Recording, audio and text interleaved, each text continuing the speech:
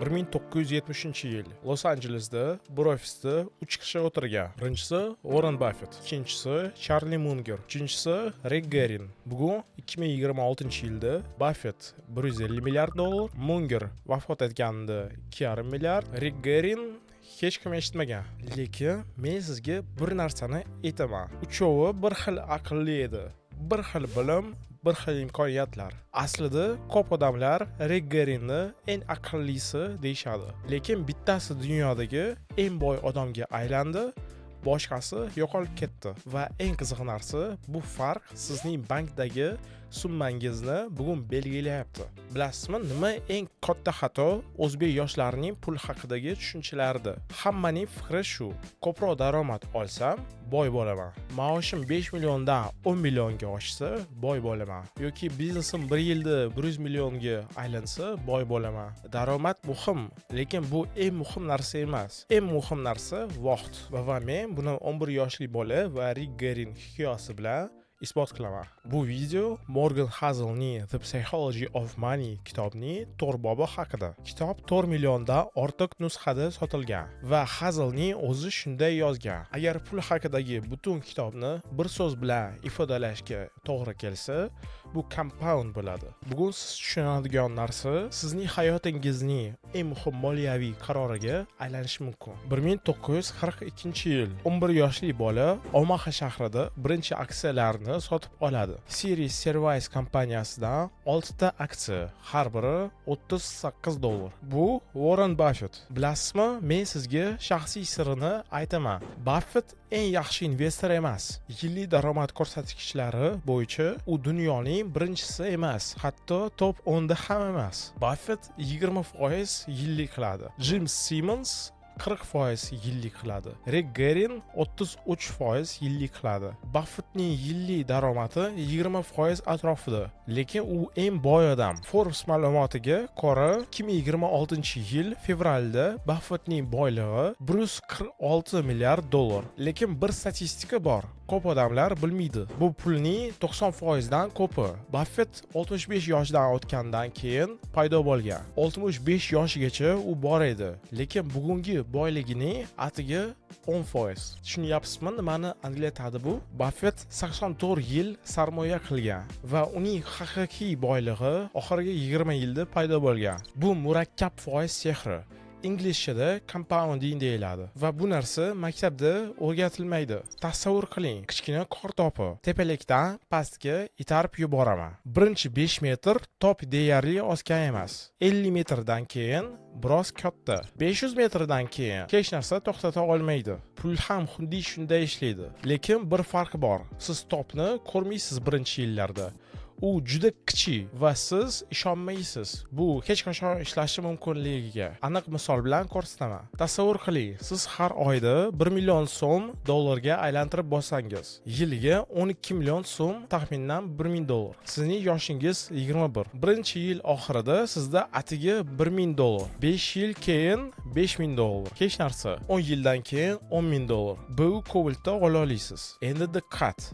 Mana shu yerda 90% odam to'xtaydi. Bu ishlamayapti deydi. 10 yil yig'dim, faqat bitta bu Cobaltga yetdi deydi. Lekin to'xtamasangiz, qor topi katta bo'la boshlaydi. 20 yildan keyin sizda 20 ming dollar. 30 yildan keyin 30 ming dollar. 40 yildan keyin sizda 40 ming dollar. Imron, bu hali ham ko'p emas-ku deysiz. To'g'ri, lekin men nimani ataylab tashlab ketdim. Men shu paytgacha foizni hisobga olmadim. Endi tasavvur qiling. Siz shu pulni faqat saqlab qo'ymadingiz. Siz uni yiliga 8% ga o'sadigan joyga qo'ydingiz. Bu amerikalik fond bozorining o'rtacha tarixiy daromadi. 21 yoshda boshlasangiz, har oyda 80 dollar sarmoya qilsangiz, yiliga 8% bilan 5 yil bu 5900 dollar bo'ladi. 10 yilda 15 ming dollar, 20 yilda 45 ming dollar, 30 yilda 112 ming va 40 yilda 260 ming dollar bo'ladi. 60 yoshingizgacha sizda 260 ming dollar bo'ladi. Lekin men siz uchun shokli narsa aytmoqchiman. Sizning o'zingiz qo'ygan pul atiga 38 ming dollar edi. Qolgan 220 ming dollar bu vaqt sizga ishlab bergan pul. Sizning ishingiz emas, vaqt ishi. Mana bu qor topi. Sehrgarlikni ko'rdingizmi? Endi Rick Geringga qaytaman. Eslaysizmi? 5 daqiqa oldin men savol bergandim. Uchovi Buffett, Munger va Gerin bir xil aqlli edi. Gerin eng aqllisi edi. Buffett 20%, Gerin 33%. Gerinning yillik daromadi 33%. Buffettdan deyarli 2 barobar yaxshi. 1965 dan 1983gacha uning fondi 22,000% o'sdi. Lekin Gerin Buffettga o'xshab boy bo'lmadi. Javob bitta so'z bilan: shoshilish. Gerin men 30 yil kutmayman dedi. Men bu yil boy bo'lmoqchiman va u kredit oldi. Sarmoyasini katta qilish uchun bankdan qarz olib, qarzga aksiya sotib oldi. Inglizchada bu margin loan deyiladi. 1973-yillar Amerika tarixidagi eng yomon birja qulashlaridan biri. Aksiyalar 50% tushdi. Buffett yo'qotmadi, Munger yo'qotmadi, chunki ular kredit olmagan edilar. Lekin Gerin bank uni chaqirdi, qarzingni qaytar dedi. Bugun Gerinning bor pulida Berkshire Hathaway aksiyalari bor edi. U majbur bo'ldi ularni sotishga. Gerin Berkshire aksiyasini Buffettga 40 dollardan sotdi. Bilasizmi, bugun bitta Berkshire aksiyasi qancha? 770 ming dollar. Gerinning sotgan aksiyalari bugun 8 milliard dollar turardi. Ammo u ularni 40 dollarga sotdi, chunki shoshilgan edi. Buffettning so'zlari 2013-yil intervyu. Charli va men bilardik biz boy bo'lamiz, lekin shoshmas edik, chunki bilardik vaqt o'z ishini qiladi. Rick xuddi biz kabi aqlli edi, lekin u shoshildi. Bu kitobning eng kuchli darsi tezroq boy bo'lishga harakat qilish. U sizni boy bo'lmas qiladi. Endi siz aytishingiz mumkin: Imron, bu Amerika hikoyasi. Mening bunday imkoniyatlarim yo'q. Bu noto'g'ri. Sizda allaqachon bu narsa ishlayapti. Faqat siz bilmaysiz. Aniq O'zbekiston misolini ko'ramiz. 2010-yilda buvingiz sizga 1000 dollar berdi. O'sha kunda 1 dollar 1,5 ming so'm edi. Demak, 1,5 million so'm. Endi 16 yildan keyin, bugun 2026-yilda aprel bu qancha? Variant 1 Cobalt sotib olish. Birinchi to'lov sifatida ishlatdingiz. Mashina amortizatsiyaga uchradi. Bugun u 80% qiymatini yo'qotdi. Sizda deyarli hech narsa. Variant 2 so'mda saqlash. So'mda saqlasangiz, bugun 1,5 million so'm, hali ham 1,5 million. Lekin so'mning xarid quvvati 5 barobar kamaydi. Bugun 1,5 million bilan 2010-yilning 300 ming so'mni sotib olasiz. Variant 3 dollarda saqlash. Hech narsa qilmasdan, faqat dollarda.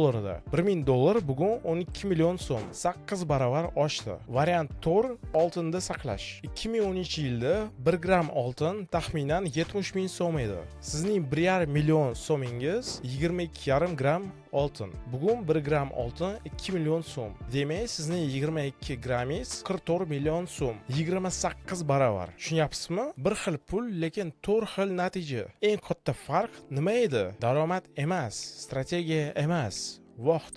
Endi yana bir savol. Eng yomon variant Cobalt. Lekin bilasizmi nima yanada yomonroq? Cobaltni kreditga olish. Chunki bu Rick Gerin xatosi. Siz shoshilasiz. Pul yo'q, lekin mashina kerak bugun va siz vaqtni o'tkazib yuborasiz. Cobalt 5 yillik kredit bilan 25%. 150 million so'mlik mashina sizga 270 million so'mga tushadi. Shuni oldingi videoda batafsil aytib bordim. Lekin asl yo'qotish pul emas, yo'qotilgan vaqt. O'sha 5 yil davomida siz dollar yoki oltin yig'ishingiz mumkin edi. 150 million so'm dollarda saqlasangiz, 5 yildan keyin taxminan 200 million so'm. Mashina o'rniga erkin pul plus amortizatsiya yo'q. Bir tanlov 230 million so'm. Bu sizning 1 yillik xarajat. Endi men sizga 3 ta aniq qadam beraman. Bu video bekor o'tmasligi uchun. Birinchi qadam: bugun boshlang. Ertaga emas, kelgusi oyda emas. Bugun quyidagi statistikani eslab qoling. Agar siz 21 yoshda boshlasangiz, har oyda 1 million so'm bilan 60 yoshingizgacha taxminan 3 milliard so'm to'plagan bo'lasiz. Agar 30 yoshda boshlasangiz, atigi 1,5 milliard so'm. Yarim baravar kam. Faqat 9 yil kechikgani uchun. Hatto 1 yil kechikish sizning hayotingizdagi eng qimmat narsa bo'lishi mumkin. Ikkinchi qadam, kichikdan boshlang. Menda sarmoya qilish uchun pul yo'q demang. Bir oydan boshlang. Maoshingizdan 5% olib dollarga aylantiring. Bu taxminan 250-500 ming so'm. Keyin har oy bu raqamni 1% ga oshirib boring. 6 oydan keyin siz 10% jamg'arib turib bo'lasiz va sezgan ham bo'lmaysiz. Buni inglizchada pay yourself first deyshadi. Birinchi navbatda o'zingizga to'lang. Uchinchi qadam, kreditdan qoching. Bu Rick Garinning darsi. Kredit sizga tezroq boy bo'lishni va'da qiladi, lekin amalda sizni kambag'al qiladi. Mahalla nima desa desin. Yangi mashina kreditga emas. Yangi telefon uzum nasiya bilan emas. To'y bankdan kredit bilan emas.